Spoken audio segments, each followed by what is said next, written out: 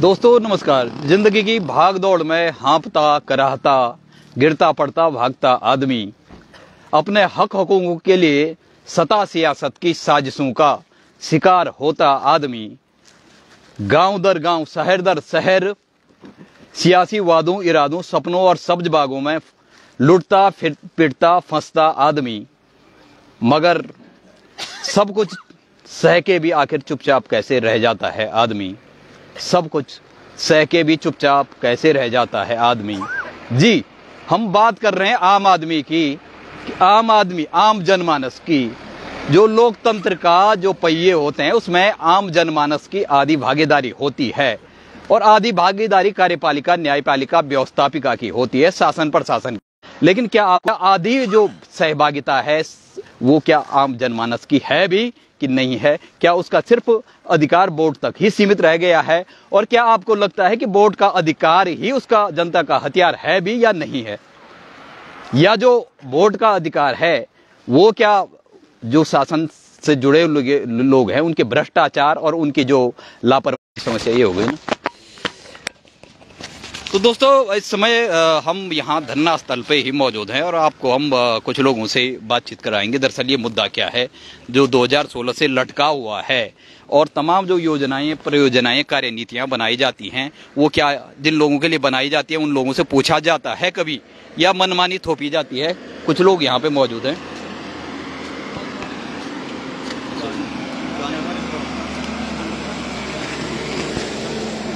तो हम उनसे परिचय भी जानेंगे और बात करेंगे कि आखिर ये जो साल दर साल तारीखें बदलती गई सत्ता सियासतें मंत्री संतरी सब बदले लेकिन आम जनता की दुश्वारियां आज भी जस की तस है तो है क्यों और कौन इनके लिए जिम्मेदार है? और ये जो मामला चल रहा है पुल का ये 10 साल में भी पूरा नहीं होता है और ऐसे ये एक बानगी भर है। ऐसे तमाम मामलों की फेरिस्त लंबी चौड़ी है। पुल यहाँ उद्घाटन से पहले ही ढह जाते हैं। करोड़ों अरबों के जो चूना लगाया जाता है वो हमारे जीएसटी से डायरेक्ट इनडायरेक्ट टैक्स से जाता है। तो आखिर ये हालात क्यों पैदा होते हैं? इसके लिए कौन जिम्मेदार है?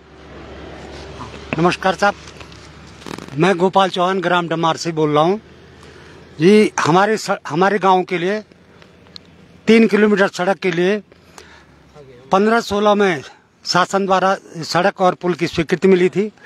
उसके बाद सड़क का काम प्रारंभ हुआ तो सड़क के काम प्रारंभ के बाद जो है आधी अधूरी सड़क बन रखी है। जो ये सामने आपको डामर बिछा हुआ दिख रहा है ये पूरे नदी के दोनों ओर बिछा रखा है परंतु इसमें बाकी कोई भी कार्रवाई नहीं हो रखी है। इस पुल का जो मामला है जिसके लिए यहाँ पे धरना है ये पुल ऐसा क्यों है? ये इतना मामला क्यों लटक रहा है? और ये पंचवर्षीय योजना से भी बड़ी योजना ये बन रही है लेकिन है तो कुछ नहीं जमीनी स्तर पे, ऐसा क्यों है? अब इसके बारे में क्यों नहीं बन रहा है इसका जवाब तो पीएमजीएसवाई दे सकती है। हम तो केवल अब हमारे लिए सुविधा सरकार द्वारा दी जा रही थी परंतु वो सुविधा दी नहीं जा रही है क्योंकि पुल का काम लटका हुआ है और पीएमजी वालों की सारी इसमें ढील है। वो लोग जो है पुल तैयार करवाने में आनाकानी कर रहे हैं, बोल रहे हैं हमारे पास पैसा नहीं। पैसा था कहाँ गया और क्यों गया? तो इसलिए हम जब बहुत बार हमने प्रयास कर दिया, हमने जिलाधिकारी महोदय के पास भी जो है प्रार्थना करने के लिए गए, हमने मुख्यमंत्री महोदय को भी प्रार्थना की है और एक बार नहीं कम से कम 5-5 बार हमने जो है प्रार्थना पत्र भेजे हैं कि साहब हमारे गांव के लिए पुल दीजिए, पुल का काम करवाइए।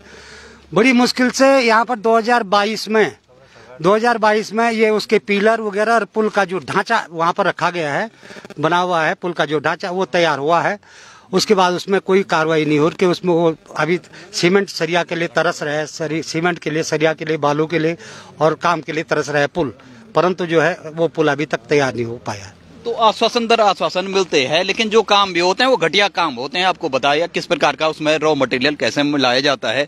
एक बोरी 1 कट्टा सीमेंट के साथ 10 कट्टे रेत मिलाए जाते हैं और फिर 6 महीने में फिर से दोबारा टेंडर जो काम हो भी गए उनके भी वही हाल है। लीपा पोती खाना पूर्ति की सेवा कुछ नहीं है।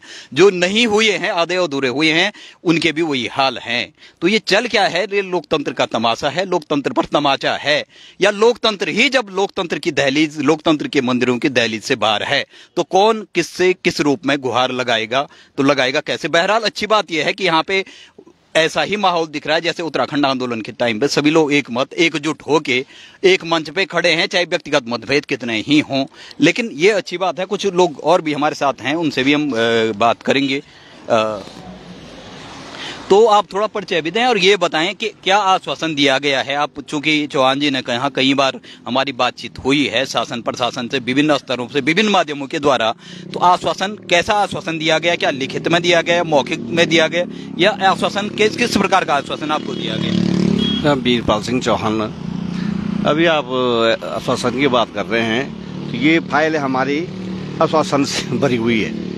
अभी कल कह रहे थे कोई सोशल मीडिया वाले थे, कौन थे, उन्होंने कहा ये जो अब देख रहा हूँ फाइल को, अगर इन्हीं को वहां लगाया जाए तो पुल तैयार हो जाते हैं आश्वासनों से, ये कह रहे थे वो, है जी, ऐसे तो कहा उन्होंने कि इनको अगर वहां लगा देते तो उसी का पुल बन जाता आश्वासन। तो इतने आश्वासन जो है दिए जा गए। अभी विधानसभा के इलेक्शन में गाँव वालों ने उसका बहिष्कार किया था मतदान का, तो फिर आए 2-4 आदमी भेज दिए, 1-2 लकड़ी वकड़ी भी उधर लगा दी उन्हें कच्ची, शायद उसमें तो लेंटर पड़ना मुश्किल है उतने बड़े पुल का।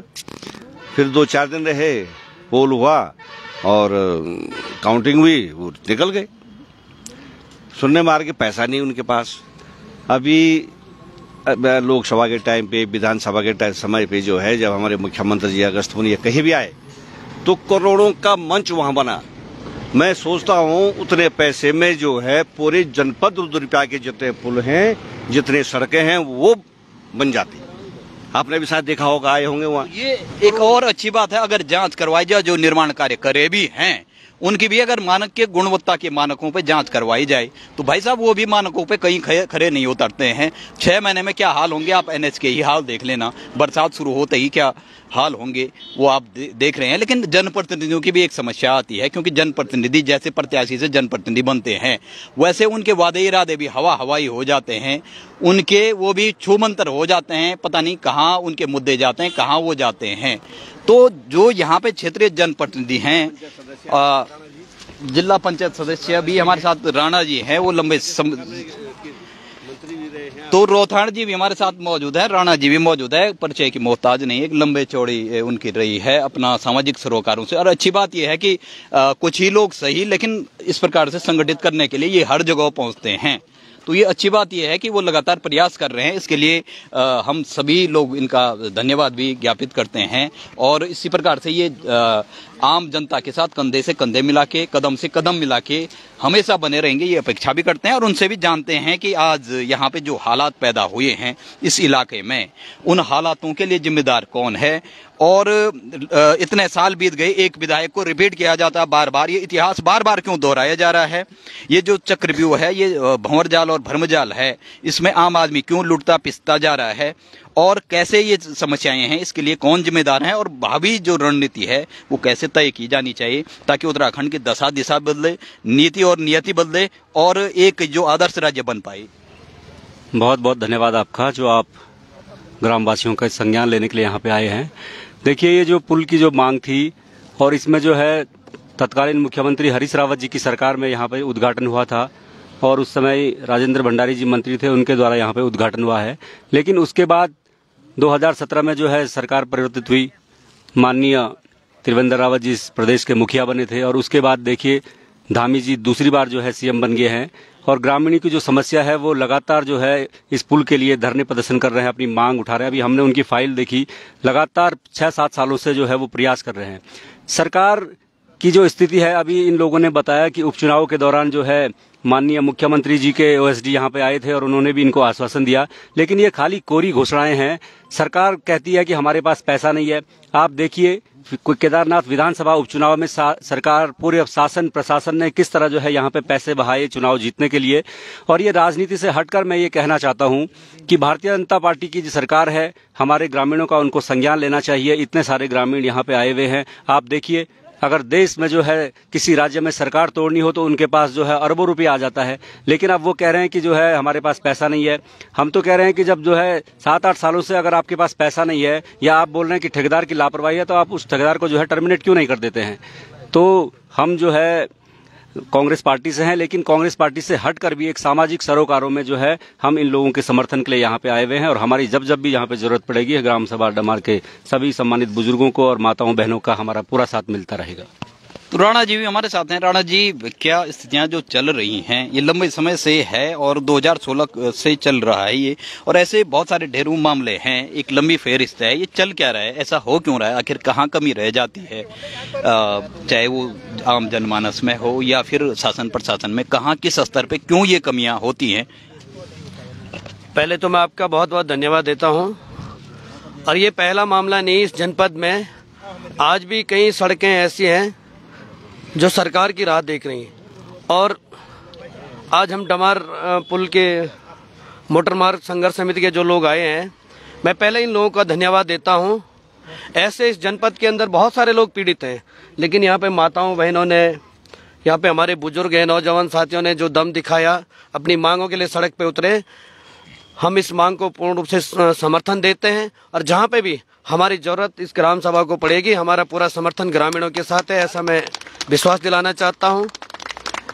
दूसरी बात, 2016 में इस पुल का उद्घाटन हो गया, 2021 में इसको पूरा होना चाहिए था, आज जनवरी 2025 है और मुझे लगता है कि 9 साल के अंतराल में अभी तक वो पुल जस का तस है। और इस बीच दिनांक 20/9/2024 को मुख्यमंत्री के OST यहाँ पे आते हैं और कहते हैं कि हम इस पुल को तत्काल ये 20/9/2024 तक इन्होंने आश्वासन दिया था यातायात के लिए संचालित हो जाएगा, लेकिन बड़े दुर्भाग्य के साथ कहना पड़ रहा है कि सरकार के मुख्यमंत्री के OST के कहने के बाद भी आज तक यातायात संचालित होना तो दूर, उस पे एक कदम भी वो आगे नहीं बढ़े। निश्चित रूप से जनप्रतिनिधियों को भी इसका संज्ञान लेना चाहिए। और आज अगर ये कह रहे कि बजट की कमी है, केंद्र में और राज्य में भारतीय जनता पार्टी की सरकार है और इस जनपद का भी मुझे लगता है कि 50 से 60 करोड़ रुपया सालाना जिला योजना का अपना बजट होता है। सरकार चाहे तो किसी न किसी मद में इसके लिए बजट दे सकती है। बजट आपने अभी हमारे बुजुर्ग ताऊ जी ने कहा कि कुछ दिन पहले चुनाव में यहाँ पे करोड़ों रुपए का टेंट लगाया गया, अगस्तमुनि के मैदान में लगाया गया। निश्चित रूप से इनको धरातल पे काम करना चाहिए और मीटिंग के माध्यम से हमारी सरकार को चेतावनी भी है कि आप जल्द से जल्द इस पुल का निर्माण यहाँ पे कराइए, नहीं तो ये आर पार की लड़ाई होगी। और इसमें अगर हमें सड़क से लेकर सदन तक जहाँ भी जनता के लिए संघर्ष करना पड़ेगा, हम जनता का साथ देंगे, ऐसा मैं आप सबको विश्वास दिलाता हूँ। और निश्चित रूप से सरकार इसका तत्काल संज्ञान ले। अभी हमने जब विभाग के अधिशासी अभियंता से बात की, इतना बड़ा ढुलमुल रवैया उनका, वो जवाब नहीं दे पा रहे कि आखिर वो इस पर निर्णय ले पाएंगे नहीं ले पाएंगे। तो निश्चित ही अगर आज तक तो कहते थे कि वह सरकार के मुख्यमंत्री अगर किसी बात की घोषणा करते वो एक शासनादेश माना जाता है, लेकिन मुख्यमंत्री के OST आपके घर में आके यहाँ पे लिखित आश्वासन दे के चले गए और आज तक उस पर काम नहीं हुआ, ये दुर्भाग्यपूर्ण है। मैं निश्चित रूप से पुनः ग्रामीणों को ये आश्वासन देना चाहता हूँ, आपके संघर्ष में हम मजबूती के साथ आपके साथ लड़ेंगे और आपको पूर्ण समर्थन देते हैं। धन्यवाद। तो सुना आपने, ढुलमुल रवैया जब रहेगा, लिपापोती रहेगी, खाना पूर्ति रहेगी, तो फिर जवाबदेही कौन तय करेगा, जिम्मेदारी कौन तय करेगा? और क्या जनता चिल्लाएगी तो क्या जो जनता की आवाज है वो क्या लोकतंत्र की दहलीज पे, चाहे वो संसद हो, विधानसभाएं हो या फिर कोई नगर निकाय ही क्यों ना हो, लोकतंत्र की दहलीज पे जाके आम जनमानस की जो आवाज गली कूचों से, खेत खलियानों से, गांव शहर दर शहर निकलती है, क्या वो लोकतंत्र के मंदिर के दहलीज पे पहुंच के ही दम तोड़ देती है? क्या यही लोकतंत्र वास्तविक लोकतंत्र है और क्या इसीलिए ही लोकतंत्र की नीति और भाग्य रह गया है? और इसका जो भविष्य है वो तय करेगा तो करेगा कौन? तो इसीलिए हमारे लगातार मुद्दों से ही बात होगी, मुद्दों पर ही बात होगी और मुद्दों की ही हम बात करेंगे और मुद्दों से ही शुरुआत करेंगे। यहाँ पे अन्य लोग भी, मातृशक्ति भी हमारे साथ मौजूद हैं, बहुत सारे लोग। अच्छी बात यह है कि इस प्रकार का जो हमें एक आपस में मिल जोल और एक सहभागिता दिख रही है, वो अगर हो जाए तो फिर कहीं भी ऐसा नहीं है कि कोई भी मामला समाधान की दिशा में आगे न।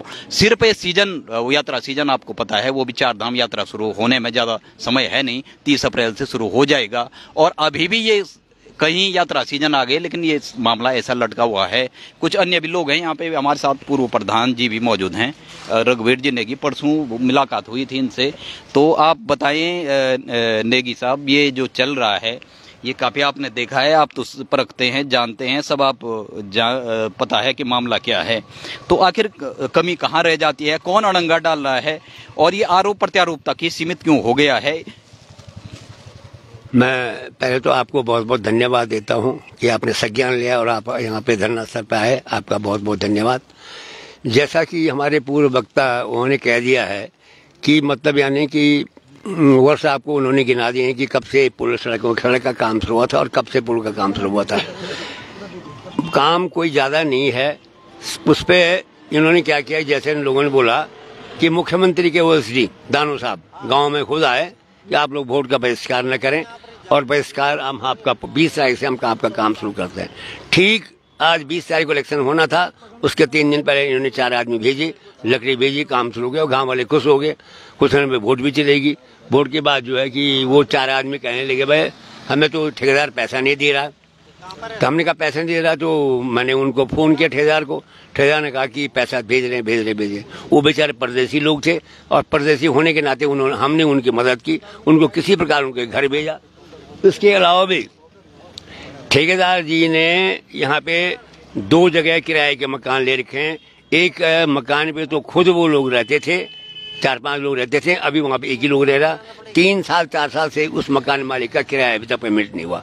और दूसरा जो है कि एक उनका स्टोर टाइप है, उसका भी 4-5 साल से किराया उन लोगों ने नहीं दिया है और न बिजली का पैसा दिया है। लेकिन चलो खैर कोई बात नहीं, हम तो न मिले पैसे कोई बात नहीं है, हम गाँव वालों के साथ हैं और साथ रहेंगे। लेकिन हमने सोचा था कि चलो किराया नहीं दे, कम से पुल तो बन जाएगा।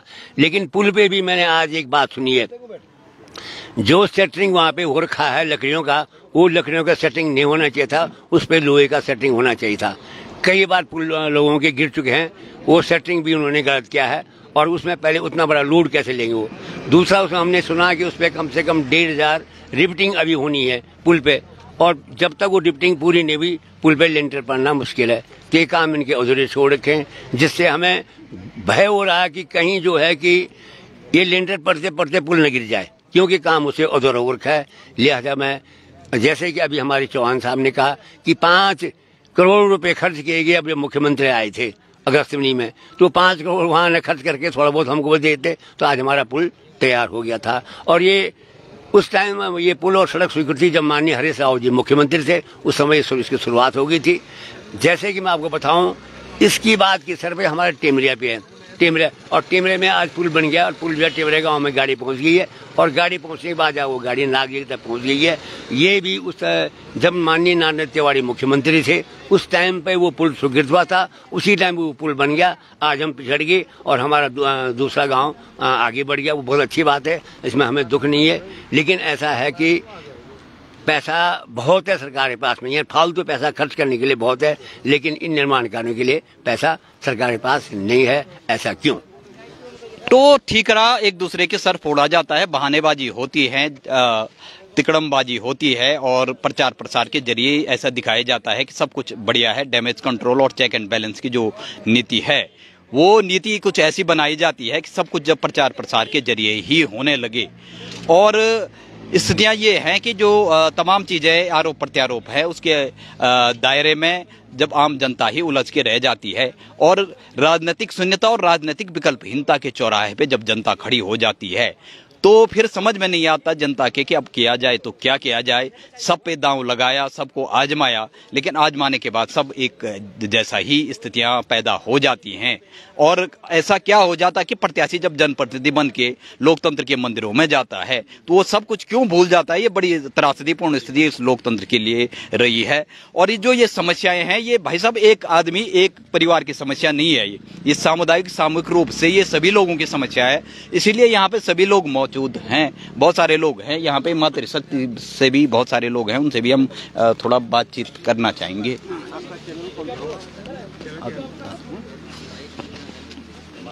हाँ, क्या आप क्या कहना चाहेंगे जो मामला चल रहा है ना? पहले तो मैं अपने परिचय दे दूं। मैं हूँ श्रीमती रेखा भंडारी ग्राम डमार से, और हम धरना पे इसलिए बैठे हैं कि हमें पुल चाहिए।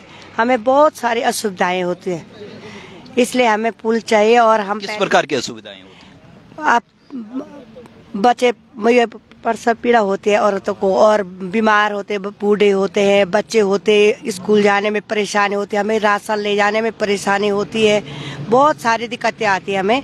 और हम इसलिए धरना पे बैठे हैं और 1 तारीख को हम चक्का जाम करेंगे, चाहे उसमें कुछ भी हो जाए, पर हम यहाँ पे चक्का जाम जरूर करेंगे। हमें पुल चाहिए तो पुल चाहिए। तो अब लड़ाई जो है 10 साल बहुत बीत गए, तारीखें बदलती गई, साल दर साल बदलते गए और अब दशक होने वाला है। तो अब आगे क्या करने वाले हैं? आर पार की लड़ाई कैसे होगी? तो अब जब आर पार की लड़ाई की बात चल ही रही है तो अब क्या करने वाले हैं आगे? मतलब अगर ऐसे ढुलमुल रवैया रहा और ऐसे ही जनता को उलझाया भटकाया जाता रहा तो ये कब तक जनता ये चक्रव्यूह जो भंवर जाल भरमजार और भूल भुलैया बनाई गई है उसमें कब तक ये जनता भटकती रहेगी? पहले तो आपके चैनल को बहुत बहुत शुभकामनाएं जो आपने यहाँ तक पहुँचे और गांव वालों की बातें जो आवाज़ें सुनने का प्रयास किया। मेरा नाम पीताम्बर दत्त सिमवाल है। मैं 80 साल उम्र का वृद्ध हूँ और 7 तकलीफ़ों से ग्रसित हूँ। फिर भी मतलब जो यहाँ पर हमारे ग्रामीणों की जो समस्याएं हैं उनको देखते हुए हम भी इसमें शरीक हुए हैं। और यहाँ तक आपने प्रश्न पूछा है कि यहाँ पर क्यों बैठना पड़ा, ये सारी कार्रवाइयाँ करने के बाद शासन प्रशासन डीएम साहब से विधायक जी से और अधिशासी अभियंता PMGSY से, यानी जो भी चैनल थे उन सभी चैनलों को इस्तेमाल करते हुए वहाँ जाते हुए सब प्रयास किया, लेकिन सब आश्वासन देने के अलावा हमको कुछ नहीं दे पाए। लास्ट में जब उन्होंने 15 तारीख को ये आश्वासन, इस पे 11 तारीख का हमारा जो धरना प्रदर्शन और चक्का जाम था, उस चक्का जाम को ख़त्म करने के लिए PMGSY वालों ने और प्रशासन ने ये कोशिश की कि जैसे कैसे 11 तारीख का चक्का जाम कैंसिल किया जाए। ग्रामीणों ने 2 बार मीटिंग होने के बावजूद पहली बार तो ग्रामीणों ने साफ इनकार कर दिया, हम जब तक हमारी मांगें पूरी नहीं हुई, पुल पे लेंटर नहीं पड़ा, तब तक हम अपने बात पे अडिग हैं। लेकिन उसके बाद दूसरे दिन 10 तारीख को भी, इसी महीने 10 तारीख को भी उन्होंने फिर से ठेकेदार के दूसरे जो प्रतिनिधि वो और शासन प्रशासन के लोग आकर के एक असिस्टेंट इंजीनियर साहब हैं सुनील कुमार PMGSY के, उन्होंने ग्रामीणों से एक लिखित एग्रीमेंट किया कि मैं आपको वायदा करता हूं कि 15 तारीख तक यदि पुल की सामग्री यहाँ नहीं आई तो 16 तारीख से मैं भी आपके साथ धरना प्रदर्शन में बैठूंगा। लेकिन ये सारा जो उनका वायदा था वो वायदा एकदम खोखला निकला और ग्रामीणों को अपना धैर्य जो बना हुआ था वो टूटने लगा। अब क्या अगर वादे तो पहले भी होते आए हैं, वादे कस्में वादे प्यार वफा सब वादे हैं, बातों का क्या? तो अगर वादे पूरे नहीं होते हैं, बातों में उलझाना है कि ये जो कवायद है ये चलती रहती है, तो फिर क्या करने वाले हैं? अब कैसे लड़ेंगे ये लड़ाई? ये हमने एक सांकेतिक धरना प्रदर्शन जो है उसी के संबंध में 17 तारीख को, इसी महीने 17 तारीख को डीएम साहब को, अधिशासी अभियंता को और उससे संबंधित जो अधिकारी हैं सबको एक अल्टीमेटम दिया था कि हम 25 तारीख को अधिशासी अभियंता कार्यालय में अपना धरना प्रदर्शन करेंगे और अपनी मांगों के प्रति अडिग रहेंगे। जब वहाँ पर और उसमें जब कोई नतीजा नहीं निकला, वहाँ पर SDM साहब जखोली भी थे और एग्जीक्यूटिव इंजीनियर PMGSY भी थे, लेकिन वहाँ पर कुछ नहीं, केवल SDM साहब की तरफ से एक हल्का सा सांत्वना जैसे मिली कि मैं इनसे बोलता हूँ एग्जीक्यूटिव इंजीनियर साहब से कि आप इनसे 5 दिन का समय मांगिए, तब तक अपनी कार्रवाई कीजिए। तो उस पर हम लोगों ने ये सोचा कि चलो इनको ये बात भी मान लो कि 5 दिन का इनको समय दे देते हैं, इसलिए हमने 27 तारीख से 27 तारीख इसी महीने और 31 तारीख का इसी महीने तक 5 दिन का धरना प्रदर्शन का प्रोग्राम इसी धरना स्थल पर निश्चित किया और 27 तारीख से हम लोग धरना प्रदर्शन में शांतिपूर्वक धरना प्रदर्शन में यहाँ पर बैठे हुए हैं, जिसमें कल अधिशासी अभियंता और SDM जखोली साहब भी यहाँ पर आए थे, उनसे भी वार्ता हुई, लेकिन कोई सकारात्मक कोई निर्णय नहीं निकल पाया।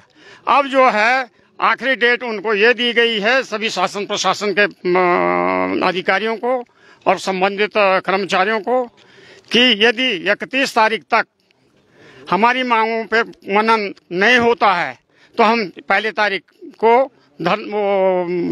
इसी जगह पे चक्का जाम की कार्रवाई करेंगे। उसमें आर पार की कोई भी कार्रवाई उसके करने के लिए हम तैयार हैं। तो लड़ाई आर पार की होगी। अल्टीमेटम भी दिया जा चुका है और आश्वासन भी अब जाके लिखित आश्वासन दिया गया है शासन प्रशासन PMGSY या जो भी जिस स्तर पे है।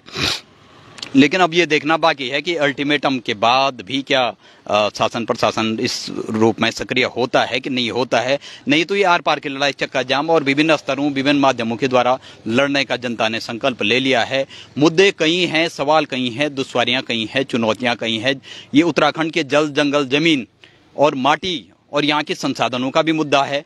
यहाँ ठेकेदार बाहर के आते हैं, आउटसोर्सिंग से नियुक्तियां बाहर वालों की होती है और यहाँ कार्मिक भी बाहर से आते हैं। हमारे ऊपर बैठ के ऐसे लोग, अधिकारी भी ऐसे हैं जो यहाँ की जिनको न तो भौगोलिक सामाजिक आर्थिक परिस्थितियों की कोई समझ है, न यहाँ के आम जनमानस के बारे में उनको कोई समझ है। तो सवाल यहाँ के जल जंगल जमीन का भी है, यहाँ के संसाधनों का भी है, यहाँ के तीर्थाटन पर्यटन का भी है, यहाँ के रोजगार विकास का भी है। सवाल यहाँ की अस्मिता, आन बान, शान, पहचान और स्वाभिमान का भी है।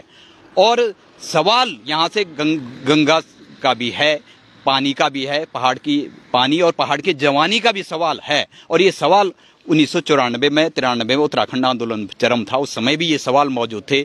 और आपको जान के ताज्जुब होगा कि उसके बाद सवाल तो जो थे पुराने वो तो लटकते रहे, नए सवाल पैदा हो गए।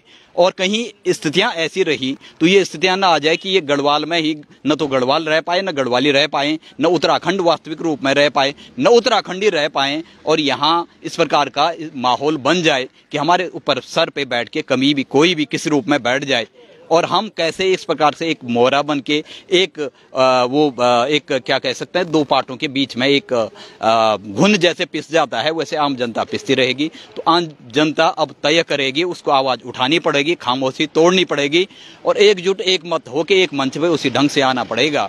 जिस प्रकार उत्तराखंड आंदोलन लड़ा गया था, किसके लिए लड़ा गया था, किसने शहादत दी और कौन गुलछरे उड़ा रहा है, ये जनता को तय करना पड़ेगा। और ये अच्छी बात है, तमाम मतभेदों के बावजूद, मतभेद हमारे व्यक्तिगत कुछ भी हों, लेकिन सामूहिक रूप से हम एकजुट एक मत हो कि यहाँ पे जनता जिस प्रकार से है तो निश्चित रूप से हमें ये आवाज शासन प्रशासन तक भी पहुंचेगी। और ये हम आशा ही नहीं अपितु हमें पूर्ण विश्वास है कि जल्दी ये मामला समाधान की दिशा में आगे बढ़ेगा और ऐसे और भी जो मामले हैं वो भी समाधान की दिशा में आगे बढ़ेंगे। लगातार हमारा ग्राउंड जीरो से पोस्टमार्टम जारी है। जो भी ग्राउंड मुद्दे हैं या एक्सक्लूसिव स्टोरी है, इनसाइड या आउटसाइडर जो भी स्टोरी होती है, तमाम हम आपको दिखाते रहेंगे और आप हमारे साथ बने रहिए इस सफर में।